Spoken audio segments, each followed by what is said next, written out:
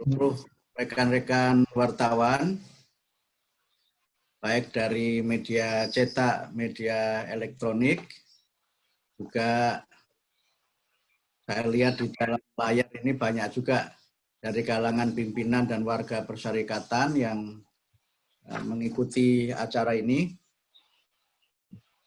Pertama-tama saya menyampaikan terima kasih atas partisipasi dan juga kehadiran saudara-saudara sekalian yang telah memenuhi undangan kami untuk penyampaian pernyataan pers pimpinan Pusat Muhammadiyah tentang penanganan pandemi COVID-19. Kami akan membacakan secara utuh pernyataan PP Muhammadiyah dan mudah-mudahan nanti dapat disosialisasikan dan bagian dari informasi yang bermanfaat bagi masyarakat dan bagi para pengambil kebijakan. Oh ya, tadi dari selain ada Prof. Dadan dan Dr. Agus, juga ada Pak Agus Samsudin, Ketua MCCC yang juga bersama kita pada kesempatan ini. Baik, saya akan bacakan pernyataan pers pimpinan Pusat Muhammadiyah nomor 20/I.O/H/2020 tentang penanganan pandemi COVID-19. Bismillahirrahmanirrahim. Assalamualaikum warahmatullahi wabarakatuh. Sudah lebih dari 6 bulan, bangsa Indonesia hidup dalam ancaman pandemi COVID-19 yang oleh pemerintah telah ditetapkan sebagai bencana non-alam. Selama lebih dari 1 semester, pandemi COVID-19 menimbulkan masalah kesehatan, ekonomi, sosial budaya, mental spiritual, politik, dan sebagainya. Pandemi COVID-19 juga menimbulkan masalah kemanusiaan yang sangat serius. Jumlah korban meninggal dunia maupun yang masih dalam perawatan terus meningkat, termasuk dari kalangan tenaga kesehatan sebagai salah satu garda terdepan sekaligus benteng terakhir penanganan COVID-19. Pimpinan Pusat Muhammadiyah sangat prihatin dan khawatir dengan keadaan tersebut. Pimpinan Pusat Muhammadiyah menilai pemerintah pusat dan pemerintah telah bekerja keras menangani pandemi COVID-19.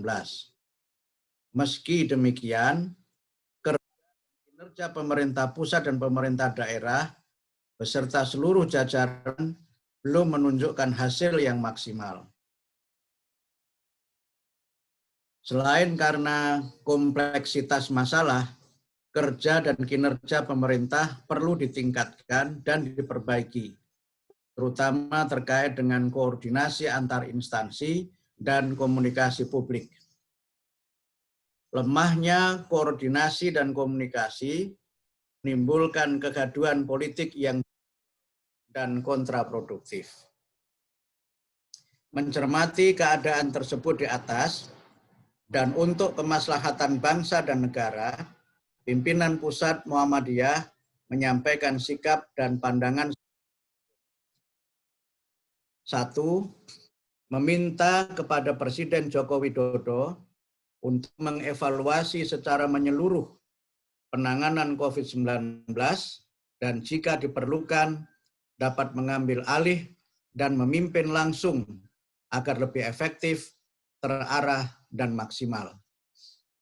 Kehadiran Presiden sangat diperlukan di tengah gejala lemahnya kinerja dan sinergi antar kementerian. Presiden perlu mengevaluasi para menteri agar meningkatkan performa dan profesionalitas kerja sehingga tidak menimbulkan liabilitas pemerintahan dan menurunkan kepercayaan masyarakat kepada pemerintah, khususnya kepada Presiden. Perlu kebijakan yang tegas dan menyeluruh dalam penanganan COVID-19 secara nasional agar keadaan terkendali. Selain itu, niscaya diutamakan bahwa sesuatu yang dari lainnya sedang perintah konstitusi agar pemerintah negara melindungi segenap bangsa Indonesia dan seluruh daerahnya. 2. Meminta kepada para elit politik, baik dari jajaran partai politik maupun masyarakat, agar tidak memanfaatkan pandemi COVID-19 sebagai komoditas politik, kekuasaan pribadi atau kelompok. Dalam situasi pandemi COVID-19 yang semakin memprihatinkan, seyogianya para elit menunjukkan sikap kenegarawanan dengan kearifan menahan diri dari polemik politik yang tidak substantif. Para menteri tidak seharusnya membuat kebijakan yang kontroversial dan tidak terkait langsung dengan hajat hidup masyarakat. Pejabat tinggi negara tidak menyampaikan pernyataan-pernyataan yang meresahkan, termasuk yang cenderung merendahkan kualitas termasuk RUU Omnibus Law atau Cipta Kerja. DPR hendaknya lebih fokus pada pelaksanaan fungsi pengawasan agar penggunaan dana penanganan pandemi COVID-19 dipergunakan dengan baik, benar, dan dirasakan langsung manfaatnya oleh masyarakat, khususnya rakyat kecil yang paling terdampak oleh pandemi COVID-19. Sudah saatnya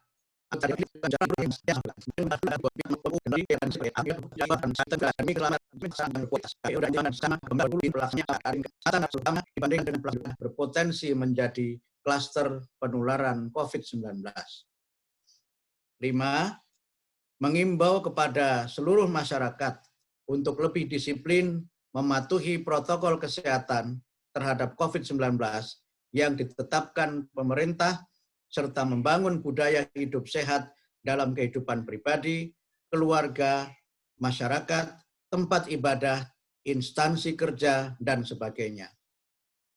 Seluruh masyarakat hendaknya menjaga persatuan dan kerukunan dengan tidak memproduksi dan menyebarkan informasi hoaks dan provokatif melalui media apapun, khususnya media sosial. Diperlukan sikap saling peduli dan berbagi dari masyarakat, terutama terhadap saudara-saudara yang terkonfirmasi positif dan keluarga korban COVID-19 sebagai tahun dan gotong royong yang menjadi karakter bangsa Indonesia. 6. Kepada seluruh umat beragama, khususnya umat Islam, agar senantiasa memanjatkan doa kepada Tuhan Yang Maha Esa agar pandemi COVID-19 segera berakhir. Para tokoh agama perlu terus memandu umat agar menjaga persatuan dan menjaga tempat ibadah sehingga tidak menjadi klaster COVID-19. Bersama dengan itu, para tokoh dan organisasi keagamaan dapat menjadi suri teladan dan arif bijaksana dalam menghadapi masalah-masalah bangsa dengan memberikan solusi dalam semangat kebersamaan dan spiritualitas yang utama. 7. Mengimbau kepada warga Persyarikatan Muhammadiyah di semua tingkatan dan agar mematuhi pedoman dan instruksi pimpinan pusat Muhammadiyah dalam kaitannya dengan ibadah, kegiatan pendidikan, sosial, aktivitas publik lainnya. Warga Persyarikatan hendaknya menjadi teladan dan pelopor bagi masyarakat dalam membantu, melayani, dan melindungi masyarakat dari pandemi COVID-19 dengan penggalangan dana, peningkatan layanan kesehatan, dan bantuan sosial lainnya. Perhatian mesti difokuskan pada penanganan COVID-19 dan usaha-usaha atau kegiatan-kegiatan produktif dalam memajukan persyarikatan, umat, dan bangsa sebagai wujud dakwah dan tajdid yang menjadi misi utama Muhammadiyah.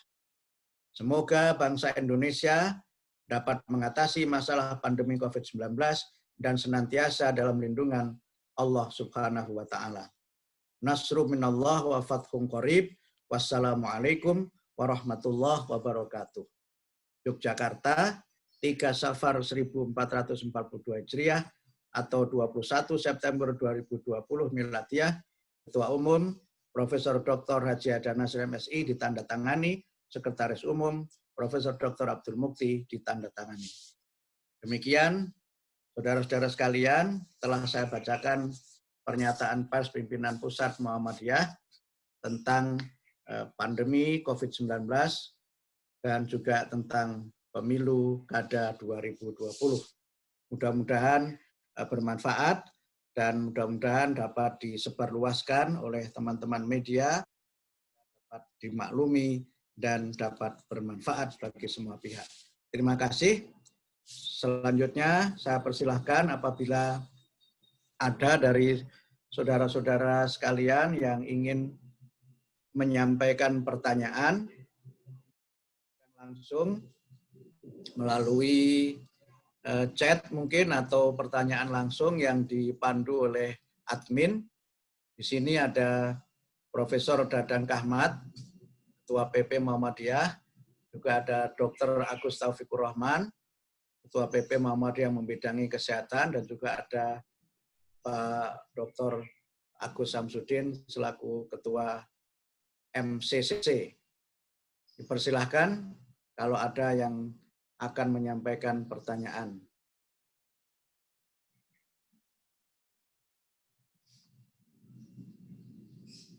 Mungkin admin bisa dibantu kalau ada yang bertanya. Cukup?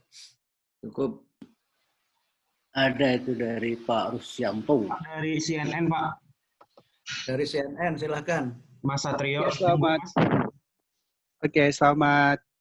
siang Bapak-Bapak dari PP Muhammadiyah. Saya Satrio dari CNN Indonesia TV, Pak. Tadi Bapak mengatakan merekomendasikan agar Komisi Pemilihan Umum untuk menunda pilkada di tahun 2020. Mungkin bisa dijelaskan lagi, Pak, mungkin dari PP Muhammadiyah sendiri melihatnya kontestasi politik yang sebenarnya sudah berjalan sampai dengan pendaftaran ini seperti apa sih, Pak? Apa alasannya kemudian Muhammadiyah merekomendasikan agar KPU ini menunda dan ditundanya ini sampai kapan kalau menurut Bapak? Terima kasih. Baik, mungkin nanti bisa ditambahkan oleh Pak Dadan dan juga oleh Pak Dr. Agus. Yang pertama, tadi kami sampaikan bahwa usulan Muhammadiyah agar pelaksanaan pemilu kada 2020 dipertimbangkan dengan seksama untuk ditunda pelaksanaannya adalah karena alasan kemanusiaan dan karena alasan keselamatan. Kita ketahui saat ini COVID-19 pandeminya masih belum menunjukkan tanda-tanda menurun. Bahkan dari beberapa pantauan kita semuanya mengikuti bahwa klaster-klaster baru dan penyebaran serta korban dari waktu ke waktu terus meningkat. Kami melihat keadaan ini sangat mengkhawatirkan dan pelaksanaan pemilu kada seperti yang sekarang ini sudah sempat kita saksikan bersama-sama, baru pada saat pendaftaran dan sosialisasi saja sudah terjadi klaster-klaster baru, bahkan juga kita melihat kekhawatiran berbagai pihak bahwa pelaksanaan pemilu kada tidak mematuhi protokol COVID-19 juga bisa kita lihat bersama-sama dari bagaimana perayaan-perayaan itu juga tetap dilakukan dan berbagai bentuk pengumpulan dan pengerahan massa juga terus terjadi. Karena itu maka dengan pertimbangan dan keselamatan warga masyarakat secara keseluruhan, PP Muhammadiyah mengusulkan, menghimbau agar KPU dan pihak-pihak yang terkait DPR, Kementerian Dalam Negeri, serta instansi yang lainnya bermusyawarah secara seksama untuk menunda pelaksanaan pemilu kada 2020. Yang kedua, ada celah-celah dan jika dimungkinkan juga bisa dibuat aturan baru yang berkaitan dengan penundaan pemilu kada itu. Memang ini masalah yang tidak, karena ada berbagai regulasi yang memang mengikat KPU sebagai penyelenggara pemilu. Dan karena itu maka penilaian dan keputusan menyangkut penundaan pilkada ini memang tidak bisa sepenuhnya dilaksanakan oleh KPU karena memang terkait dengan adanya undang-undang dan juga adanya peraturan-peraturan yang di situ melibatkan sebagai lembaga legislatif dan juga melibatkan Kementerian Dalam Negeri sebagai mitra utama pelaksanaan pemilu dan juga instansi-instansi terkait yang lainnya. Ini saya kira yang bisa saya sampaikan terkait dengan usulan PP Muhammadiyah agar pemilu kada 2020 dipertimbangkan dengan seksama untuk ditunda pelaksanaannya. Terima kasih. Pak Emir, Pak, dari Media Indonesia. Silakan Mas Emir. Menambahkan yang pertanyaan kawan dari CNN. Ada wacana untuk membuat Perpu ini terutama untuk mengurusi masalah kampanye. Entah, kita juga belum tahu kampanyenya seperti apa. Tapi terkesan kan pemerintah tuh emang nggak ingin memanjangkan lagi waktu pilkadanya. Nah, ini kalau ini dari Pak Muti melihat dari konteks kalaupun memang tetap dipertahankan dibuat Perpu yang kemudian nanti melarang kampanyenya dilakukan secara mengumpulkan massa atau mungkin melalui hanya melalui online. Apakah ini masih memungkinkan nggak sih kalau emang cuma hanya Perpu doang atau memang pilihannya ya memang udah tunda aja gitu loh ketimbang kita maksain berapa 3 bulan lagi tapi ya akhirnya 2,5 bulan lagi tapi akhirnya tetap berantakan dan akhirnya lebih banyak nanti ya korban akan semakin bertambah kan. Pak Muti ngeliatnya gimana melihat ini? Apakah bisa kalau cuma cukup Perpu untuk kampanyenya aja dibenahi? Menurut saya Perpu itu kedudukannya kuat karena sesuai dengan Undang-Undang Dasar dan keadaan yang genting dan pemaksa, pemerintah dapat menetapkan peraturan pemerintah untuk melaksanakan undang-undang sebagaimana mestinya. Undang-undang itu dirubah, prosesnya lama. Tetapi kalau Perpu, wewenangnya kan ada di tangan Presiden. Dan peraturan pemerintah dan undang-undang itu memiliki kedudukan yang sama dengan undang-undang. Sehingga kedudukan hukumnya sudah sangat kuat dengan peraturan pemerintah itu. Peraturan pemerintah pengganti undang-undang. Ini posisinya lebih tinggi daripada peraturan pemerintah.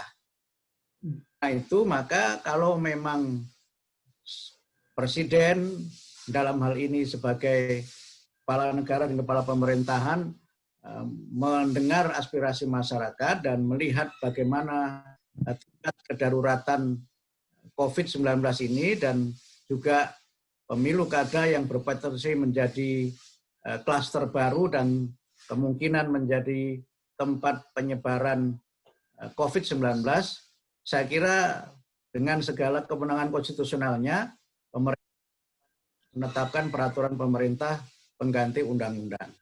Dan itu kedudukannya sangat kuat. Oleh karena itu, maka menurut saya sekali lagi, ini situasinya memang sudah sangat mendesak karena tinggal beberapa bulan saja. Kalau tidak segera diambil keputusan, memang ini akan menimbulkan ketidakpastian di masyarakat.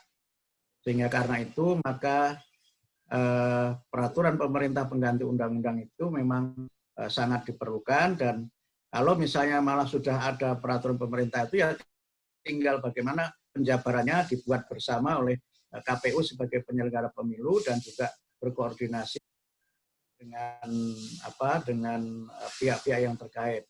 Ini ada yang di sini bahwa sudah ada Perpu nomor 2 pasal 201 sudah dijelaskan. Berarti pertanyaan Mas Emir sudah ada jawabannya nih di Perpu nomor 2 tahun 2001 pasal 201. Bukan itu Pak. Jadi yang Perpunya ini terkait dengan kan yang ternyata di Undang-Undang Pemilu yang Undang-Undang 10 tahun 2016 itu belum tidak melarang pengumpulan massa dan Perpu ini yang nanti dibuat usulannya ya agenda Perpu ini adalah untuk sebenarnya revisi dari Perpu yang sebelumnya yang Perpu nomor 2 2020 itu. Jadi ada rencana supaya tidak boleh mengumpulkan massa karena ini terkait dengan undang-undang yang 10 yang masih membolehkan untuk ngumpulin massa. Itunya maksudnya, Pak. Ya, saya kira secara konstitusional kan hal itu dimungkinkan.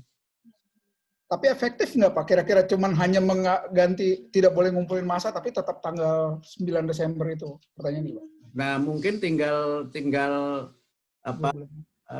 isi perpunya itu nanti dibicarakan lebih lanjut, karena menurut saya memang perlu ada pembicaraan dengan Kementerian Dalam Negeri, sehingga tentu saja juga dengan pemerintah daerah ya yang pada tahun ini akan menyelenggarakan pemilu kada itu. Nah, ini memang masalahnya tidak sekedar jadwal saja, tapi juga persoalan lain yang terkait dengan penyelenggaraan pemilu secara keseluruhan. Menurut saya secara konstitusional Perpu itu dimungkinkan, tetapi efektif dan tidaknya serta apakah Perpu akan mengatur lebih luas, memang perlu ada pembicaraan khusus dengan KPU, DPR, dan juga pemerintah serta pihak-pihak yang terkait. Saya kira begitu tanggapan saya. Oke. Terima kasih. Assalamualaikum Pak. Waalaikumsalam. Monggo nggih, Mas Umar. Iya. Ini saya Umar dari Harian Republika. Pak, ini mau nanya soal adanya pungli dari dana BOP untuk Ponpes, yang dimana BOP ini kan ini sebagai tindak lanjut bantuan untuk Ponpes di saat pandemi COVID ini. Nah, di tahap 1 dana bantuan ini sudah disalurkan itu. Nah, tapi ternyata ada laporan bahwa ada pihak yang meminta iuran itu, yang meminta pungutan itu.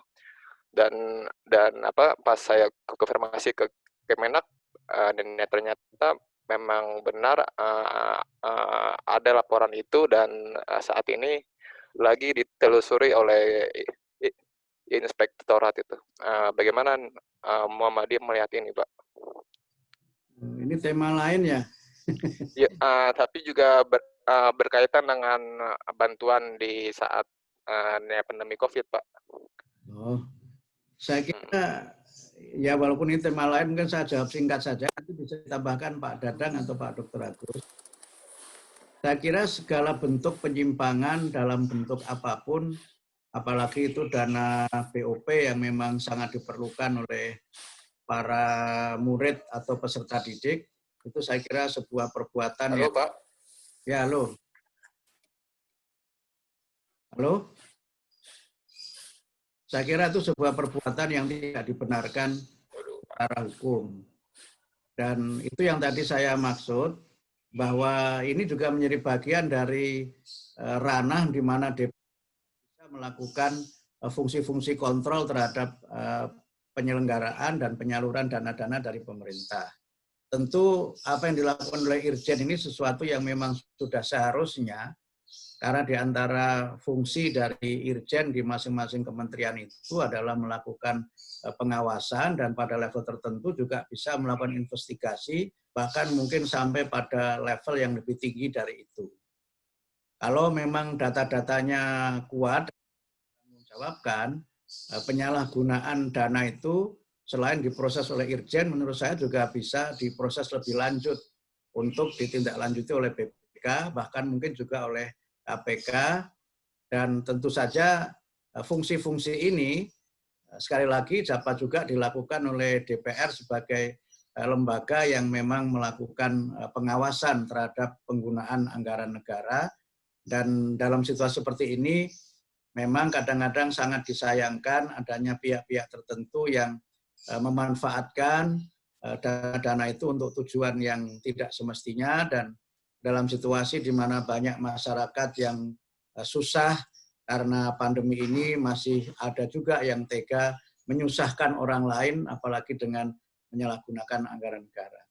Jadi poinnya, kami berharap agar dugaan adanya pungutan-pungutan liar itu dapat ditindaklanjuti oleh Inspektorat Jenderal dan juga oleh instansi terkait, baik itu BPK maupun jika memungkinkan juga oleh KPK. Saya kira begitu, terima kasih. Soal pilkada sudah cukup ya, pemilu kada ya.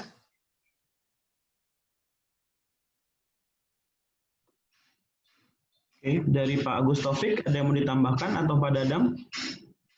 Silakan Pak Dadang atau Pak Agus, monggo. Sudah cukup Pak Sekum, sudah cukup bagus. Pak Agus, dari sisi MCCC-nya bagaimana? Pak Agus Samsudin, data yang sudah disiapkan, monggo Pak Agus Samsudin.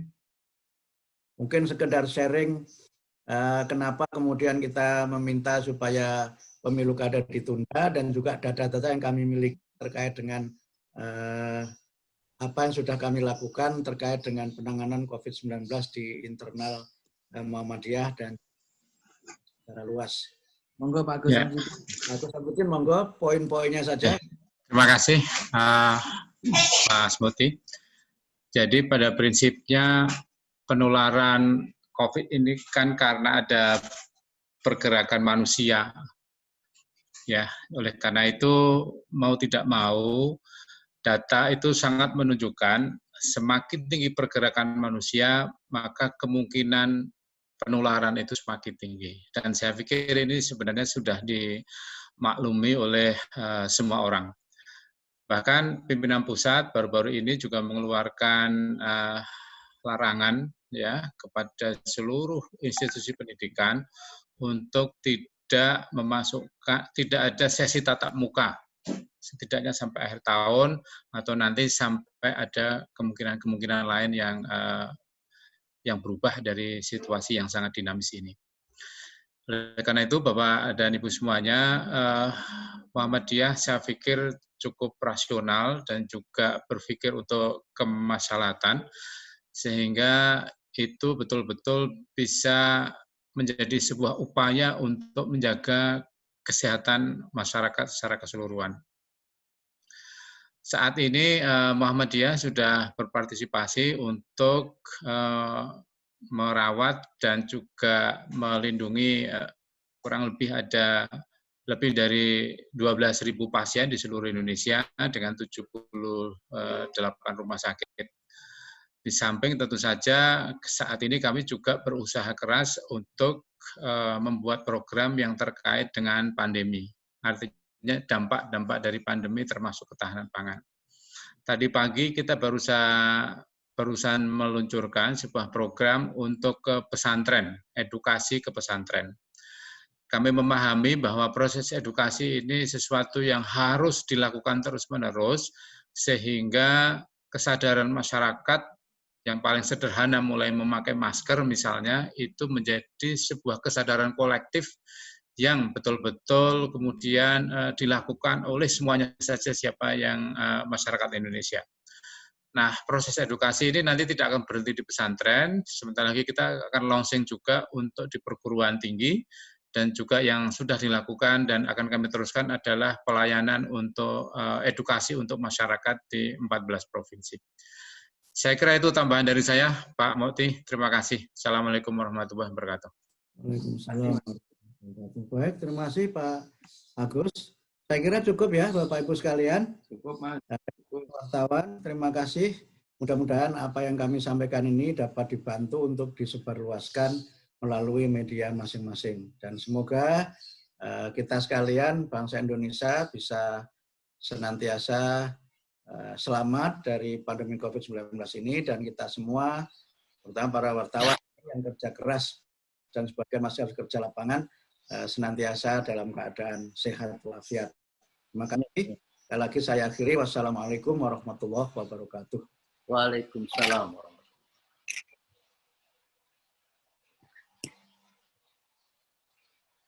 Nah, saya pamit ya, menguji. Terima kasih Pak Sekum. Dadang, sehat. Pak Dadang masih nguji disertasi ini, saya nyambung ngajar lagi. Ini. Waduh. Temanya Kasih Pak Sekum, kasih Pak Dr. Agus. Pak Agus. sedikit. Silakan. Ada kabar katanya PWM DIY beberapa orang terpapar COVID. Benarkah itu? Oh, kalau itu yang lebih tahu Pak Dr. Agus ini. MCCC juga beliau tinggalnya di Jogja. Ya. Agus. Di WA soalnya